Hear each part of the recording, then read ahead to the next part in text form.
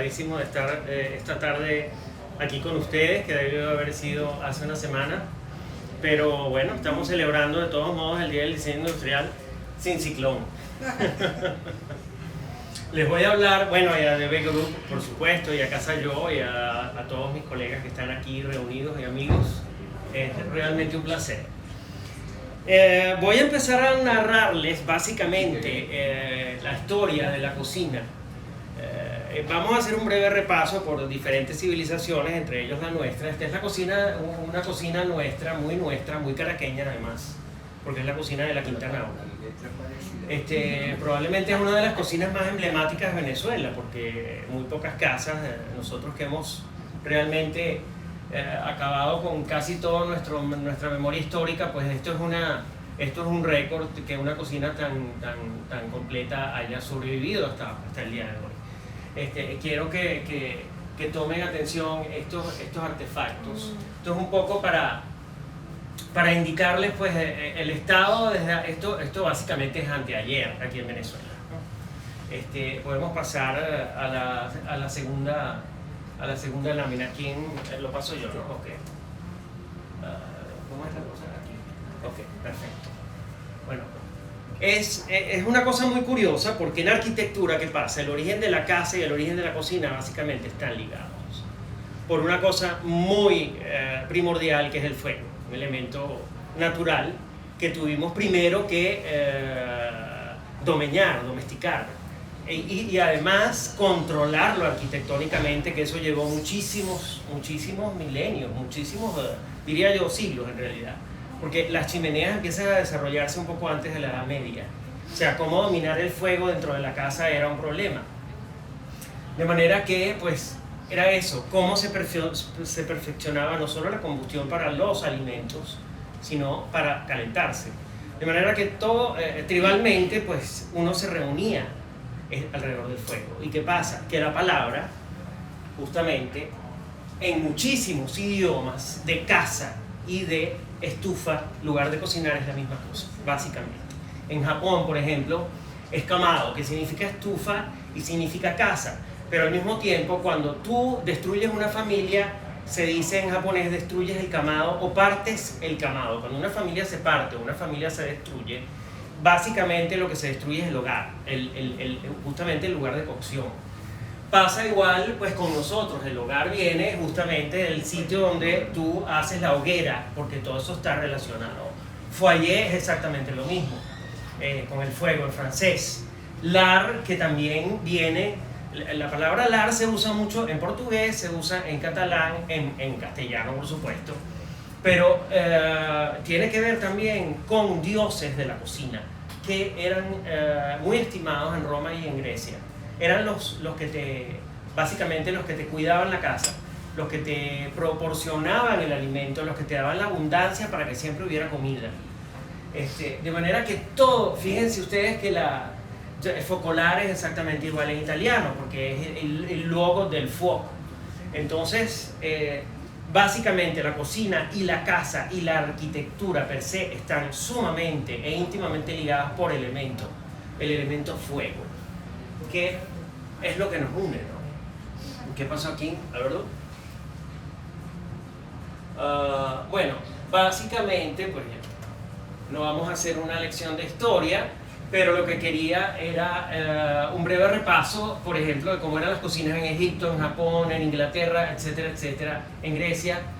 Generalmente la cocina fue un lugar muy relegado. Una vez que la casa se diferencia, empiezan a surgir habitaciones, la cocina siempre se tuvo, en Grecia se tuvo y en Roma en un patio central, pero siempre alejado de las habitaciones para que justamente las plagas, el almacenamiento generalmente era debajo de la tierra para que se conservaran mejor los alimentos.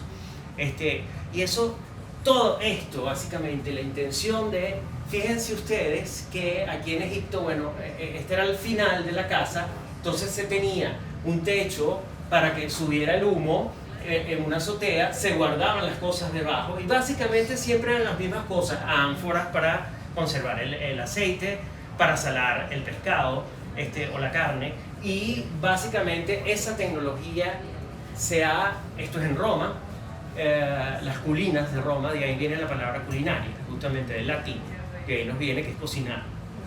Y estaban los lares, justamente, que la palabra llegó hasta nuestros idiomas. Y básicamente esta era una cocina romana durante el Imperio Romano. Y pues, pónganse a ver exactamente, básicamente, esto es en Grecia, en Meteora, en la Edad Media, son los mismos métodos de, a diferencia, pues cada civilización tiene maneras distintas, pero era una cosa bastante parecida hasta hace muy poquísimo, hasta hace muy poco tiempo. En Japón, salvando justamente la estética japonesa, que yo creo que los japoneses llegaron a la estética bauhausiana en el siglo XX, 5.000 años antes. Pero fíjense qué belleza, pero es básicamente lo mismo, un recipiente de barro para meter la leña y tener el calor. Y las ollas y los implementos eran básicamente igual. Fíjense ustedes aquí, esto es el metate. Esto básicamente en la Quinta Nauco, esto es una cocina nuestra, como les dije al principio de la exposición, pues que básicamente este era el estilo de nuestras cocinas hasta hace muy poco. Nuestros abuelos han podido, bisabuelos han podido perfectamente estar en una cocina así, en cualquier pueblo venezolano. Y estos son metates. Yo estoy casi seguro que estos implementos, que son básicamente los mismos de Egipto, cuando vemos la lámina de Egipto, bueno, aquí no salió esta, lamentablemente no entiendo por qué, pero aquí había una señora en un metate, una egipcia en un metate, exactamente igual al mexicano. Entonces, simplemente quería hacer énfasis en esto para que vieran que, bueno, un mortero de Roma antes de Cristo, hoy en día un mortero no se diferencia mucho, y todos esos implementos han prácticamente sobrevivido durante milenios. Realmente, el cambio en la cocina empieza a surgir hace unos 200 años más o menos, cuando explota el conocimiento industrial en Europa y especialmente en Inglaterra. Entonces, ¿qué pasa? Empieza prácticamente la cuestión de la industria en Inglaterra y en Europa per se, que fue donde el primer lugar en el planeta donde apareció el desarrollo industrial. Todo lo que fue el Arts and Crafts, la secesión vienesa, la Bauhaus, el Jugendstil, todos esos movimientos modernos de finales del 19 y principios del 20 fueron movimientos renovadores ante la inquietud de lo masificado, de la producción industrial masificada. ¿Cómo hacer con estos productos que son nuevos y cómo inventar una estética? Lo bello de la Bauhaus fue eso, justamente, que entonces surge la industria, empieza inmediatamente pues, la tecnología a actuar sobre, probablemente es la habitación donde más cambios tecnológicos han habido, que es la cocina, ¿no? Empiezan a ver las cocinas de hierro colado, porque siempre era lo más primitivo que ustedes vieron, eran envases de barro, eran métodos sumamente universales, y la revolución industrial cambia todo eso. Y para que eso pasara, justamente han debido, conectándonos de nuevo, lo que empezó a suceder desde el siglo XVIII, desde el 1700 y pico, ¿no? Empieza la emigración del campo a la ciudad. ¿Por qué? Bueno, mira, los sistemas políticos, las monarquías estaban acabando, empieza justamente la industria, empieza la burguesía, porque la burguesía, ¿qué es? Es la persona que vive en la ciudad y que tiene un mestiere, un oficio. Entonces, tú empiezas a progresar a través de esas cosas, ¿no? Entonces, ¿qué pasa? Eso demandó, la burguesía demandó mucha gente que se dedicara a cocinar del campo a la ciudad. Pero para eso, ¿qué pasa? Al mismo tiempo, la sociedad transformada por la misma cuestión industrial, empiezan los utopistas ingleses como Ebenezer Howard, que concibe la ciudad jardín, que es la ciudad jardín, es la suburbia nuestra, la suburbia norteamericana que empezó en Inglaterra, que eran ciudades que eran para obreros, que tenían las ventajas de la ciudad, pero también del campo, porque estabas en el verde. Eso es básicamente la utopía de nuestras urbanizaciones aquí en Venezuela. Eso sucedió en todas partes del mundo, empezó en Inglaterra, pero eso nos llegó a nosotros. Yo quiero enfocar sobre todo las cosas hacia de cómo fue la cocina en Venezuela, porque yo considero que Venezuela ha sido un país extremadamente privilegiado, porque la situación petrolera a nosotros nos trajo una situación muy particular dentro de Latinoamérica. Ya lo van a ver. Bueno, ¿qué pasa? Justamente todos esos cambios sociales y estas cuestiones se empezaron en Estados Unidos, por ejemplo, Catherine Beecher hizo en 1842 el Tratado de Economía Doméstica, donde ella más o menos esboza lo que podría ser una cocina moderna, ¿no? Ella tiene un esbozo en el libro.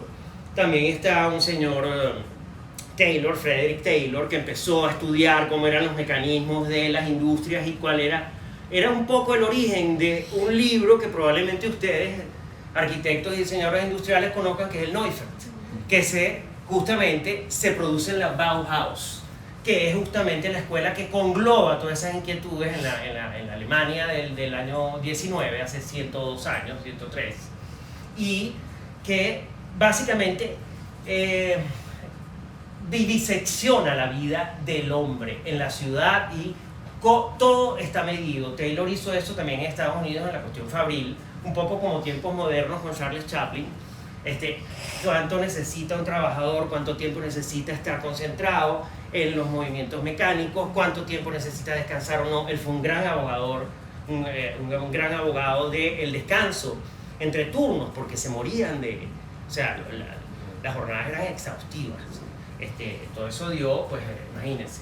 Pero para esta lámina, básicamente lo que quiero es decirles que es la gráfica. Tuvieron que suceder un montón de cosas, por ejemplo, la urbanización derivada, y red de agua, red de electricidad y red de gas, para conocer las cocinas que tenemos hoy en día. O sea, hubo que hacer todo eso para que el confort moderno que tenemos hoy en día, que lo consideramos casi que dado porque el cielo porque es así, porque Dios lo comanda, eso significó un esfuerzo enorme en la historia de la humanidad, porque se necesitaron muchas cosas. El state of the art, que es el estado de las cosas hasta el día de hoy, es lo que se llama el state of the art. ¿Cómo va la tecnología?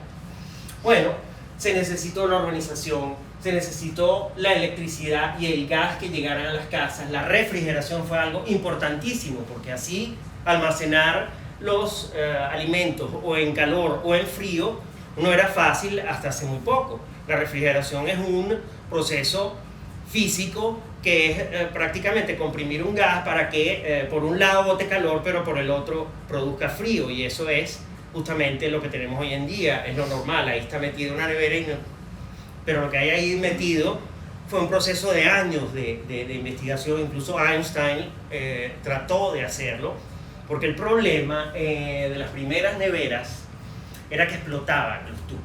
Los tubos eran de amoníaco y la gente se envenenaba en su propia casa. Te podías envenenar de haber respirado esas cosas. La extracción del humo, de los olores, la grasa, mejorar la combustión. De manera que todo esto es, y está también pues todo el pensar de los estándares, justamente, que la Bauhaus tuvo que ver con el Neufert.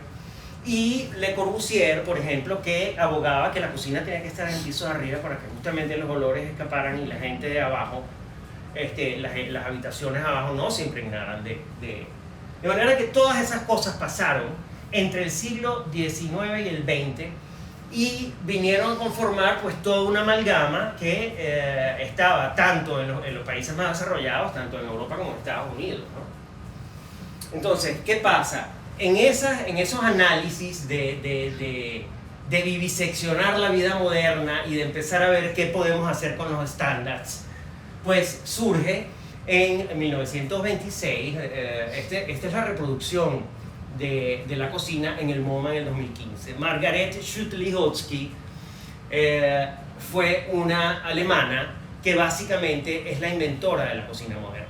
Ella analizó básicamente junto con otra gringa que se llama Christine Frederick, pero básicamente ella llegó a concebir la cocina en 1926. Fue una cocina que revolucionó la manera de concebirla, porque era una habitación donde todo estaba medido, donde la lámpara podía correr, donde estaba todo perfectamente calculado.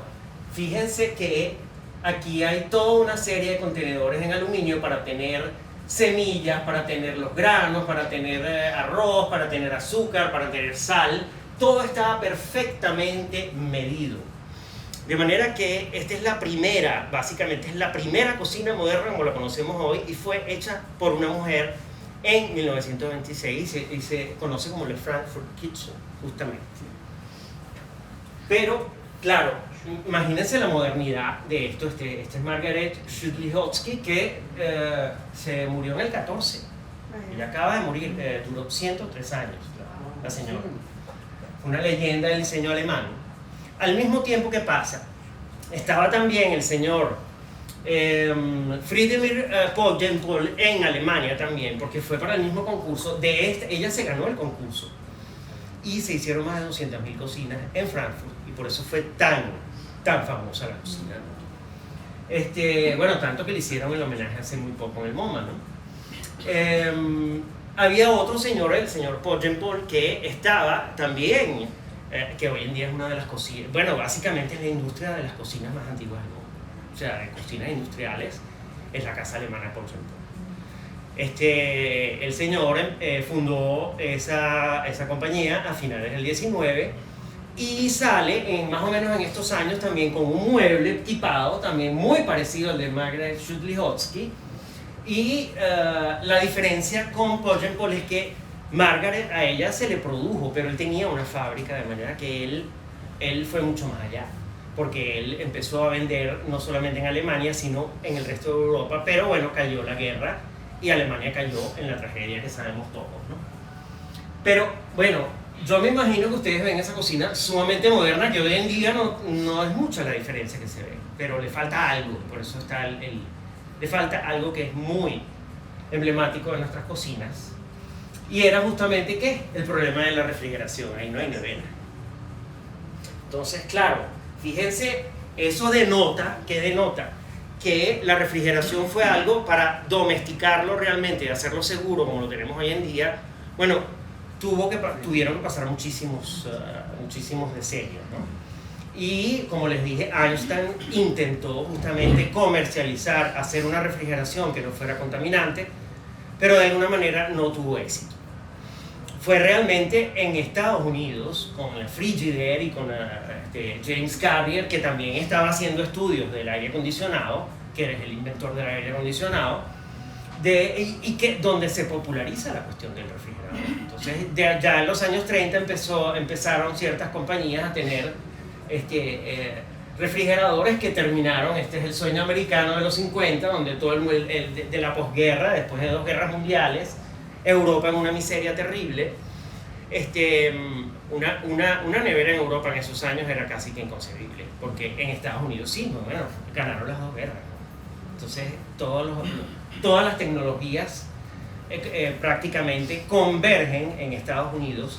¿Qué pasa? Que esto es influencia de las cocinas alemanas, pero después de la Segunda Guerra Mundial ningún gringo que empezaron porque él logró exportar, Poggenpohl logra exportar a Estados Unidos, pero nadie estaba dispuesto a decir que la cocina americana, que la conocemos, era alemana realmente, por la guerra, que todo era sumamente, lo que era Volkswagen, lo que era Fanta, porque la Fanta es la Coca-Cola nazi, todo, sí, claro, todo fuera ridiculizado. El Volkswagen, todos los productos alemanes eran ridiculizados en Estados Unidos. Entonces, ¿qué pasa? Que aquí viene toda la mezcla, tanto europea, lo que había sucedido en Estados Unidos, y básicamente después de la posguerra empieza a florecer realmente todos esos adelantos de las 2 guerras, ¿no? Bueno, básicamente, ¿qué pasa? Venezuela, al estar en América y al ser un país petrolero, tuvimos una situación sumamente privilegiada, en el sentido de que, bueno, yo cuando fui a Europa en el año 83, me voy a Milán, que es la ciudad del diseño. Pero cuando tú empiezas a ver los estándares de los apartamentos en París, en Londres, en Milán y todo, encuentras que son unos apartamentos que básicamente los pintaron después que bombardearon las ciudades y te los alquilan así, porque el confort no está por ningún lado. Entonces, y eso es lo que quiero decirles, que el peso de las dos guerras mundiales en Europa fue terrible. Y ya vamos para la tercera, ¿no? Imagínense ustedes. ¿Qué pasa? Que aquí en Venezuela llegamos a tener ese gran confort desde prácticamente muy poco entrado al siglo XX, desde los años 30, desde los 40 en adelante básicamente. Y hay un personaje que es sumamente central en esa evolución venezolana, porque, vuelvo y digo, nosotros conocimos un bienestar muy temprano para estándares latinoamericanos, para estándares universales, porque yo recuerdo estando pequeño, aquí Caracas no tenía nada que envidiar a Los Ángeles en cuanto a estilo de vida, ni en adelantos. O sea, estábamos muy a la par, porque son ciudades muy parecidas. Son fundadas por el carro, básicamente mantenidas por el petróleo. Toda esa tecnología se viene para Venezuela. Y uno de estos personajes que estuvieron aquí en Venezuela y que han conformado a Caracas como una ciudad de vanguardia, fue Dominique de Menil. Dominique de Menil es una francesa que viene de una familia muy rica, porque ella es de soltera, es Schlumberger. Los Schlumberger son básicamente ellos perforan aluminio, ellos perforan petróleo, perdón. Ellos son perforadores de petróleo. Y se vienen a Venezuela porque justamente por explotación petrolera, el padre, el viejo Schlumberger, que es el que funda la compañía, manda a Dominique a Venezuela. Dominique era una mujer inteligentísima, cultísima, una mecenas de arte. Se casa con John de Menil, que es otro francés. Ellos dos nobles, ellos millonarios y él es noble. Él viene de una familia noble, no tan rica como los Schlumberger, pero crean una pareja que fue maravillosa, porque aquí en Venezuela crearon los campos petroleros. Entonces, ¿qué pasa? Ella básicamente se viene a vivir a la hacienda Sanssouci en Chacaíto, y esta era la casa que tenía. El bosque Sanssouci en Chacaíto es donde están esos edificios que todavía quedan unos mijados ahí. Bueno, esta era en los años 40 la casa que ellos tenían, que era una casa en U. Y ella, Dominique, adoraba esa casa porque ella fue feliz allí. Ella pasó pasó casi una década en Venezuela. Funda una tienda llamada La France, que termina siendo la librería La France. Y ¿qué pasa? Empieza a hacer todos los campos petroleros de Venezuela. Y ella sin quererlo, ella básicamente siente el estándar norteamericano para nosotros los venezolanos desde muy temprano en los campos petroleros de nuestras cocinas americanas. Nosotros tenemos comodidades de que estamos chiquitos y básicamente una tecnología que Europa ni se soñaba, ni el resto del mundo mucho menos. Entonces, esta señora, al ser la gran organizadora de los campos petroleros, pues nos trajo toda esa maravilla norteamericana, esos refrigeradores, todas las licuadoras, toda la cantidad de cosas que hoy en día disfrutamos, básicamente. Caracas fue una de las primeras ciudades del mundo que tuvo eso, junto con los Estados Unidos. Eso no lo tuvo Buenos Aires, probablemente México lo tuvo por la cercanía de los Estados Unidos y la gente muy rica. Pero en Venezuela fue una cuestión prácticamente democrática, porque campos petroleros había en el Zulia, en Guárico, en Sucre, en Anzoátegui, o sea, por el amor de Dios, en todas partes había campos petroleros, y el venezolano desde muy temprana edad conoció ese confort norteamericano que, bueno, gracias a Dios nos tocó en este continente, pues, porque al fin y al cabo fue el país que ganó las dos guerras. ¿Qué pasa? Que los de Menil en los años 50 se van a Houston porque se iban a encargar de la industria petrolera en Houston. Llaman a Philip Johnson, gran arquitecto norteamericano, y le mandan a hacer una casa. Y ella le dice: yo quiero tener la casa de Caracas aquí en Houston. Entonces, yo quiero tener una casa en U, y ustedes están viendo la casa de Philip Johnson en Houston, de ellos. William Middleton, que es el autor de este libro que se llama Double Vision, donde él cuenta la historia de esta pareja, básicamente está también, él dice que el capítulo más divertido es sus años en Venezuela, y que de hecho La editora dice que es el capítulo que más les gusta del libro. Bueno, él acaba de hacer este libro hace unos 2 años, ¿no? Yo me escribí con él, porque me interesó mucho el tema de esta señora. Y me dice, muy interesante hacer notar que los de Menils estaban expuestos a mucho más arquitectura moderna en Venezuela que lo que habían visto en París. Y estaban también construyendo las primeras casas para empleados de Schlumberger en los campos petroleros, de manera que su tiempo en Venezuela fue muy importante para ellos estéticamente. De manera que esta maravillosa señora pues, es uno de los personajes que ha hecho de que Caracas, que ha sido una ciudad privilegiada por muchísimas cosas, porque yo quiero que nosotros nos echemos un poquito de autoestima, porque generalmente los venezolanos estamos siempre diciendo que bueno, aquí las cosas van muy mal, que este es un país que no sirve para nada. Bueno, resulta que Caracas es una ciudad que ha sido planeada por gente importantísima. El Country Club fue hecho por la misma gente que hizo Central Park. Robert Moses, que es el gran regidor urbano de Nueva York, hizo planes para Caracas. Entonces, Caracas ha estado por Rockefeller, porque, bueno, sí, echarle a los gringos eso es muy fácil, pero nosotros somos lo que medio somos, es por los gringos y por lo que trajeron aquí. Vamos a estar claros de eso. Para bien o para mal, pero nosotros conocimos todo eso y la vida moderna que básicamente le dio la vuelta al mundo, porque The American Way of Life se popularizó en todos lados, porque cuando yo llegué a Europa en los años 80, bueno, la gente estaba empezando a tener tarjetas de crédito, cuando nosotros teníamos tarjetas de crédito hace 20 y pico de años. Supermercados, eso era nuevo en Europa en los años 80, un supermercado como el Matecoco, como el que había, o sea, que habían maravillas, o sea, el estándar nuestro norteamericano, que después fue la regla planetaria para el fulano desarrollo, bueno, eso lo tuvo Caracas muy temprano. De manera que nuestros estándares y nuestra ciudad ha sido una ciudad sumamente sofisticada, a pesar de toda la broma que le hemos echado encima. Y aquí les quiero presentar nuestro estándar de vida cuando yo estaba pequeño, por ejemplo. Esta es la casa de un querido amigo de infancia. Mi infancia fue en Altamira, yo estaba muy cerca de Tarsilandia, pero cuando yo bajaba por esta calle todos los días a ir al Santiago de León de Caracas, que es mi colegio, pues yo veía esta casa, que es donde está Lola hoy en día. Esta era la casa de Lola, el restaurante Lola. Esto era lo que había, esta era la maravilla de terraza que había aquí, esto desde aquí. Y este es un estándar de una cocina, bueno, vamos a decir que esto es una familia habiente de la capital, pero bien o mal, yo estoy seguro que en Maracaibo, que en Anaco, que en Puerto Ayacucho habrían cocinas con esos estándares, porque era lo más normal del mundo, todo nos venía de allá. Y eso fue justamente, bueno, eso es algo muy importante, porque la cocina realmente es de las habitaciones que más ha tenido evolución, pero de 200 años para acá, y nosotros fuimos los primeros que tuvimos las ventajas modernas.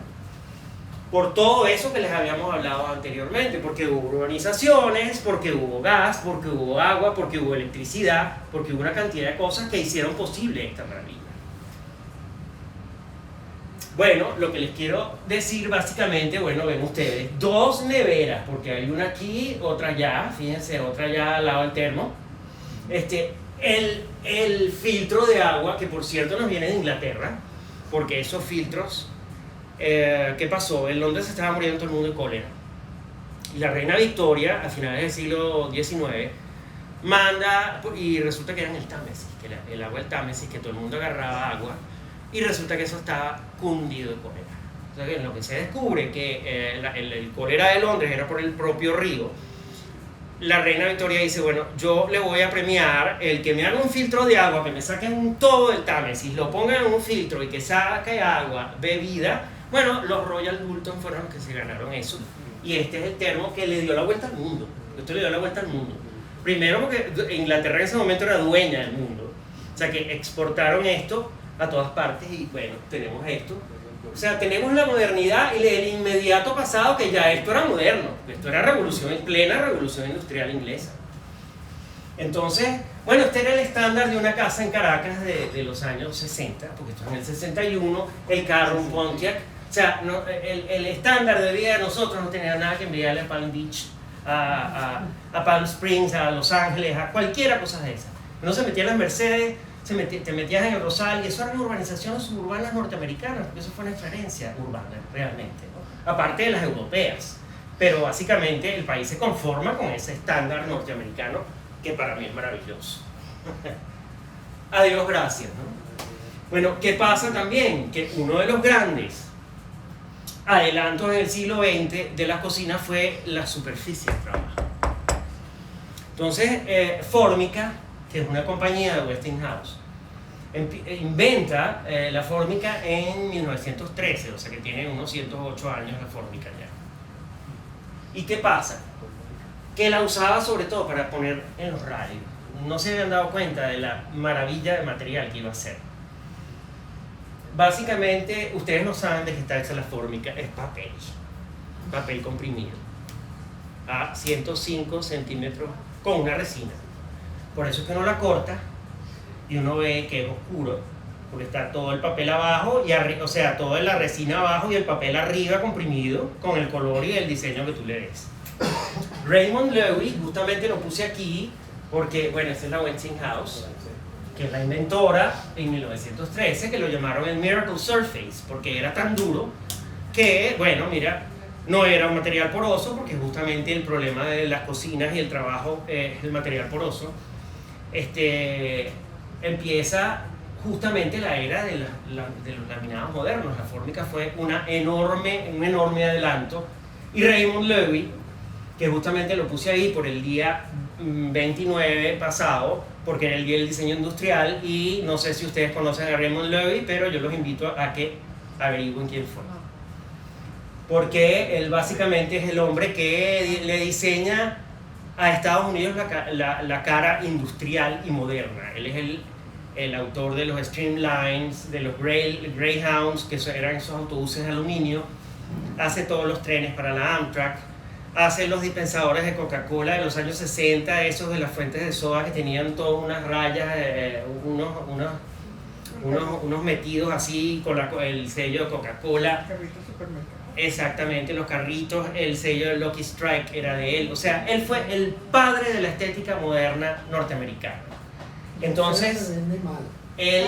Lo feo se vende mal, Exactamente, lo feo no se vende, era el eslogan de él. Bueno, él fue un hombre prolífico, de origen francés, pero norteamericano, y estuvo su oficina en California, y los invito a que vean su vida porque es interesantísimo. Bueno, él fue uno de los primeros diseñadores que, cuando se dan cuenta de que era una maravilla para superficies de cocina, para aviones, ¿cuántos aviones no estaban llenos de Formica con esos patroncitos de los años 60 que eran bellísimos? Bueno, eran hechos por él, ¿no? Y por otros genios de él. Bueno, ese adelanto de las superficies laminadas se ha sofisticado muchísimo más en los últimos 30 años, básicamente. Yo me acuerdo cuando fui a Milán en los años 80, bueno, Avet Laminati, aquí está un poquito Avet, es Avet, no Bet. Avet Laminati es básicamente el equivalente de la Formica en Italia, y ellos fueron los que produjeron toda una cantidad de laminados hechos por Ettore Sozza y Alessandro Mendini para el movimiento Alquimia y Memphis, que fueron unos movimientos de diseño industrial italiano. Yo llegué a Milán en plena efervescencia, ellos estaban en contra de la Bauhaus, básicamente. O sea, ellos empezaron a agarrar las sillas de Breuer, las sillas de Van der Rohe, y empezaron a decorarlas, porque también estaba la cuestión del posmodernismo. Todo eso se mezcló en la corriente de arquitectura. Entonces, bueno, Ettore Sozza y Alessandro Mendini hicieron estas texturas de bacterias que ellos llamaban bacterias, y bueno, este es la librería Carlton de Ettore Sozza, que ahorita es un icono del diseño, se está vendiendo por cientos de miles de dólares, ¿no? Y eso es Formica, básicamente. Pero es la historia que hay detrás, porque eso hoy en día es un icono del diseño, ¿no? Estas son las texturas de Formica en los años 50. ¿Qué ha pasado de aquí en adelante? Que la DuPont inventa el Corian, que básicamente es una superficie, es cuarzo a muchísima presión. Prácticamente todos los laminados es con muchísima presión, y con resinas o con cerámicas. De hecho, Himax es con cerámica, que es la última Coca-Cola ahorita, o sea, es lo último, y es donde básicamente Zaha Hadid, la firma de Zaha Hadid, se ha apoyado porque es infinita. Tú puedes hacer cantidades de formas y es cerámica y aguanta la ultravioleta, ¿no? ¿Cuál es, perdón? Himax.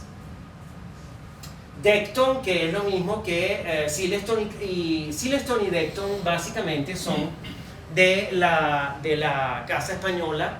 Silestone es un grupo español. Decton está hecho con cerámica para aguantar rayos ultravioleta y Silestone está hecho con cuarzo básicamente. El mayor componente es cuarzo.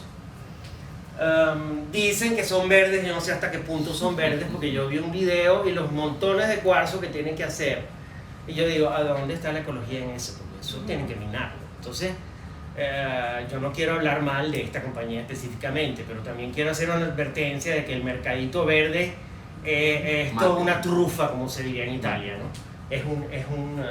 O sea, hay mucha gente que habla mucha paja porque, ay, sí, todos son sostenibles y todos son verdes y todos son unos santos.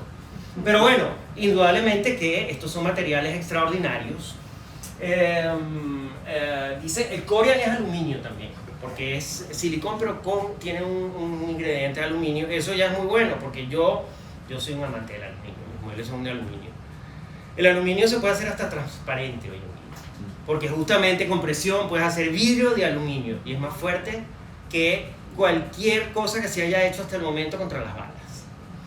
Esas son tecnologías todavía muy caras, pero ya dentro de poco las van a usar, sobre todo para aviones. O sea que van a poder concebir un medio fuselaje de vidrio y de aluminio a altísima presión y tú vas a poder ver el cielo o te lo vas a poder tapar digitalmente, pues esas son las cosas que están pasando. Y justamente por eso la cocina, con todo este progresar de la tecnología, básicamente el cobre era el metal más usado en las cocinas, porque las ollas eran de cobre, los moldes eran de cobre, las tuberías eran de cobre, y resulta que ahora el cobre ha quedado para tuberías de gas básicamente o de agua. Es muy caro porque el aluminio, el níquel y el acero inoxidable los han sustituido. Todo es perfectamente, es como un Mercedes, un BMW, que prácticamente cierras la puerta y no oyes nada, cada vez todo es más sofisticado. De manera que esto es los grandes adelantos han venido justamente de la mano de Poggenpol, de Bultau también, que es otra marca. Y esta foto que me encantó porque, bueno, esto fue durante la pandemia en Italia y estas señoras dijeron, bueno, mira, nosotros no vamos a dejar de chismear. Entonces hacían sus cenas allí, porque el comer, bueno, ahí está la frase de Piero Gatta, que lo saqué de un libro de Joe Ponti, que yo tengo un libro de cocina, que voy a dar una charla, por cierto, de ese libro, me lo regaló su hija. Mangiare es una cosa seria. O sea, el comer es algo muy serio, es una cosa muy seria. Este señor fue el que inventó el León de Oro de Venecia. Él fue un gran impulsor del cinema italiano. Lo que quiero decir con esto es que no hay ninguna habitación en la casa que yo sepa que ha sido tan modificada y tan modelada por los adelantos técnicos y tan rápidamente como la cocina. Yo creo que ha sido básicamente la habitación que más ha tenido adelantos, ¿no? Y bueno, ¿cuál es el futuro? Bueno, mira, vienen muchas cosas, vienen las tendencias digitales, viene también, por ejemplo, Philips en el 2011 lanzó el Microbial Home, que tiene mucho que ver con los compost, con el hecho de que tú podrías refrigerar naturalmente ciertas cosas, entonces ellos produjeron una cocina muy bonita, con cierta estética steampunk, y bueno, mira, han lanzado estos productos y lo bonito de todo esto y de este advenimiento de la gastronomía en todas partes del mundo es que ha dado lugar a muchas cosas, las cosas hechas a mano, las cosas más lentas, el slow cook, la cocina rápida, hay miles de cosas, ¿no? Slow food, entonces, perdón, slow food, no slow cook. De manera que, bueno, mira, es un tema apasionante del cual podríamos estar mucho tiempo hablando, pero lo que yo quería básicamente hacerles entender es que es una maravilla el hecho de que ustedes tengan la cocina como parte del ofrecimiento al mercado, porque la cocina es, en el branding, yo que fui director creativo de Future Brand, cuando uno se pone a ver las tendencias del branding, y básicamente lo que quieren es llegarte al corazón, o sea, esencialmente es llegarte al corazón, que te enamores de la marca, porque al final todos son afectos. Entonces el branding tiene que apelar a eso, a los afectos y a esa cantidad de cosas. Y la cocina es la habitación que te reúne todas esas cosas, los aromas de la leña quemada, el café en la mañana. Proust habló de eso mucho tiempo. Son las sensaciones, los afectos, los sentidos, lo sensual, los sabores, los recuerdos, los platos preferidos, las cosas de tu mamá, la familia, el compartir, la infancia. Es el foco de las emociones en la casa. No hay otra habitación que contenga ese valor afectivo para nosotros que la cocina. De manera que casa y cocina básicamente son casi la misma cosa.